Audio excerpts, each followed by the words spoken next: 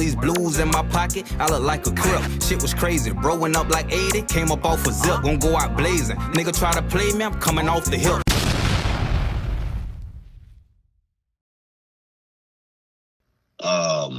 I forget who was in office at the time. I want to say it was one of the Bushes though, but they had an opportunity to correct. Remember when I told you how the sentence disparity, how they charged me with all that right, all that crack at sentencing. At 100. Well, the reason why, they had the 100-to-1 ratio.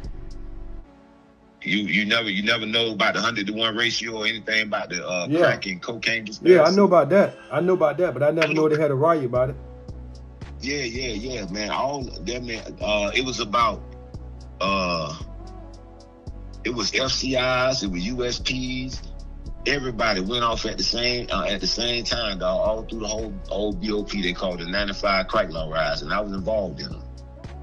You know what I'm saying? The first rise I ever been in my life.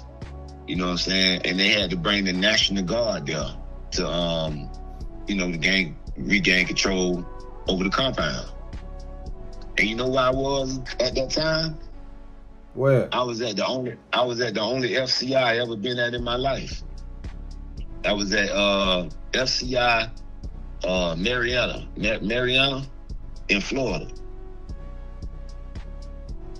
Mm-hmm. So what it was about, I mean, what kicked it off? Because the Sentencing Commission did not correct the 100-to-1 ratio. They basically left it the same. Yeah, they left it the same. They denied it. They had a chance to correct it, and they denied it.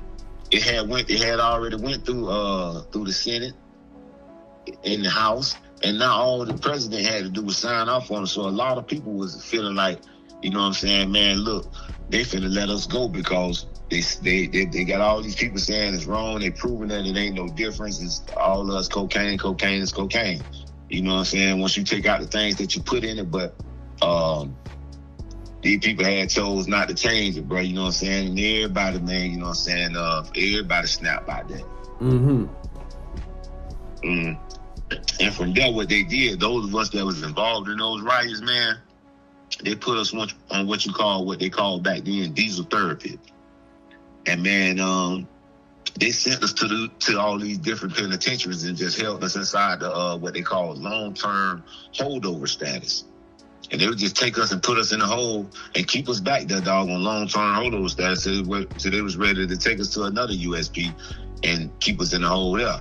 See, a lot of people think that diesel therapy is just a myth. So it really do exist inside the federal system. Oh, yeah, so ain't no question it exists. Yeah, most definitely. You know what I'm saying? It's real.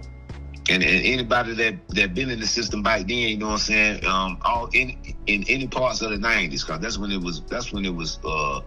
was hitting you with it. Like more so around early 2000s and stuff, you know what I'm saying? They still were hitting you with it, but that was part of your punishment back then. Wasn't no airlift. They gonna drive you everywhere, man. You gonna stay black boxed and shackled, you know what I'm saying, for 12, 13 hours of the day. Breathing in nothing but black diesel smoke, man, all day. Mm-hmm. That's why they call it diesel therapy, because the diesel smoke, the way they got the exhaust fumes, they come up from up under the bus and come straight up in the bus. Right. And we got to sit in there and smell it. You got to know what I'm saying? You know how the gas give you a headache, you be sniffing the fumes and shit like that. So that's why they call it diesel therapy. Yeah, that's the way they punish it. You see, your mail can't catch up with you. You can't shower properly. You barely eat. None of your property, nothing. Property, nothing. Then they say, oh, your property went to your last spot. As soon as your property catch up with you, they ship you again and say, oh, you got to send this home. You got to send that home. So it never was nothing, you know what I'm saying, for you to get comfortable again. And people got to explain that feeling, man, just being moved around like that, man. They playing with your mental, man. It's almost like you just being hauled, traveled around the joker like a slave, man. It's a crazy feeling, man. It is, bro, you know what I'm saying? And I'm going to tell you one time when I first had got off the bus and went to USP Leavenworth.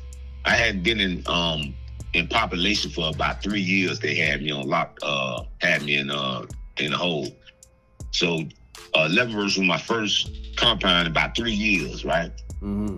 And when we got off the bus, some of these dudes had rushed the people coming off the bus, and they said, "Hey, man, we don't know who it is, but somebody just got off this bus, man, got a hit on them." You know what I'm saying? But we don't know who it is, but we had got word it's one of y'all, man. You know what I'm saying? And it ain't nothing but 3-4 other men standing here with you. So you're like, what you mean, motherfucker got a hit on me? Man, give me a knife. We can't arm y'all. You know what I'm saying? And this is how they carry it. We got you. Y'all ain't got to worry about nothing, but we can't arm you until we find out what the situation is. But we gonna let you know y'all ain't got to worry about nothing, but one of y'all got a hit on you. You know what I'm saying? Just imagine coming off the bus. You ain't never seen these men in your life, bro. Right. You don't know who is who. You don't know who you talking to, where you from. None of this. Yeah. If this information that they even speaking, if it's 100 or what, all you know is this what the man telling you. Hey, man, one of y'all got a hit on you. And everybody around you moving crazy. And then they may have you sitting there with that mindset for a couple of hours even, bro. So how that situation went down, man? How that situation actually went down once you got that information? Speaking on what? When they say, hey man, one of y'all got a hit on y'all, man. Oh, they actually had us sitting down there. They actually had us sitting down there on the like on the red yard under the pavilion, sitting out there, finding out where everybody was from, stuff like that, where they came from, what they came on, trying to narrow it down who it could be. And at the end of the day, it actually was a false call. What they come back and say, man, no, everybody was good. Somebody looked like somebody else to whoever was, you know what I'm saying, dogging the buses when they came out. Right. You know what I mean? But I'm just saying the feeling of not knowing, cause they got in Leavenworth, they got a pit on the rec yard. You know what I'm saying? Where the cat house is at, they made a pit down there. And you got to get in that pit, Casey. Niggas will tell you about that pit in Leavenworth, boy. You got to get in that pit. And let's say right now I get into something because I consider myself a little wild young nigga. I run around the compound, I'm gambling, I'm drinking, I'm smoking, I'm, whatever. And I get into something. Then I go get my homeboys and say, man, these niggas just tried me, man. Let's go take care of this or whatever.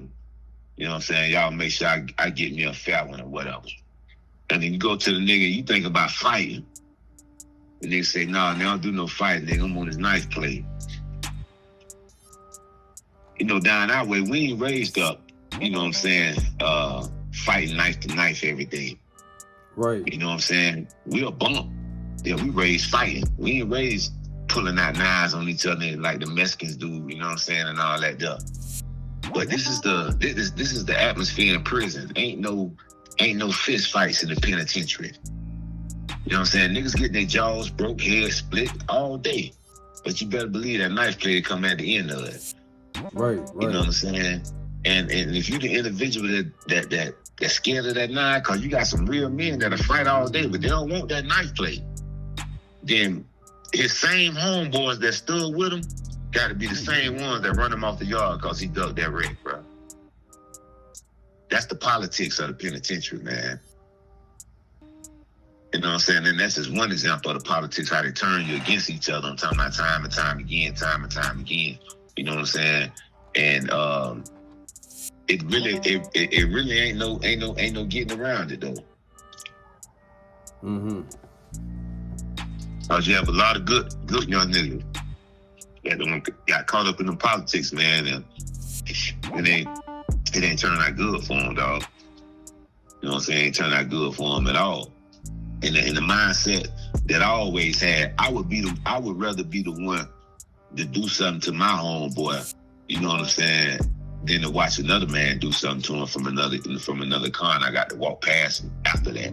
Right. You know what I'm saying? If my homeboy wrong, I'm gonna be the one to tell him, hey dog, you got to go. And it's why you got to go. Now if you buck that, you know what come with that. But we can walk. I'm gonna walk you up here to this door. You know what I'm saying? So you ain't gonna be, you know what I'm saying, all right, I'm going home, and then you spin off and go to another unit and sit like it's a game. No, we ain't gonna do that one. We don't play them games. But it puts you in a situation, dog, where you really have to go against each other at times, man. I'm talking about good men too, KC. Yeah. You know what I'm saying? Yeah, I can name 100 situations, man. You know what I'm saying? Where, you know, as a cop, you know what I'm saying? And this was when I was just, you know what I'm saying, a part of the, you know, just part of a link in the chain. You know what I'm saying? And just learning how this the politics of the penitentiary went. So a lot of times I had a lot to say about things I really didn't understand. And a lot of these hot-headed youngins that's coming in, they gonna feel the same type of way, man. They gonna have a lot to say about these penitentiary politics, but at the end of the day, you ain't gonna be able to restructure something that's already, you know what I'm saying, sealed and solidified, solidified. You know what I'm saying? Right. So after you left, where you said you was at, Lewisburg? Well, no, Leavenworth. Once I left Lawn Park, I stayed in the hole at Lawn Park, and due to my age, you know what I'm saying, they're pretty much saying if you wasn't over 21 years old, you shouldn't even been like at a USP. So they sent me to where it was, Mariana. I went to Mariana. And then as soon as I got to Mariana, man, I didn't stay on that compound but about 4 months, and we had the crack law ride. So from me participating in that riot, they sent me back to the USP, and I never left the USP, man. I stayed there my whole bid. I left home from Big Sandy, Kentucky.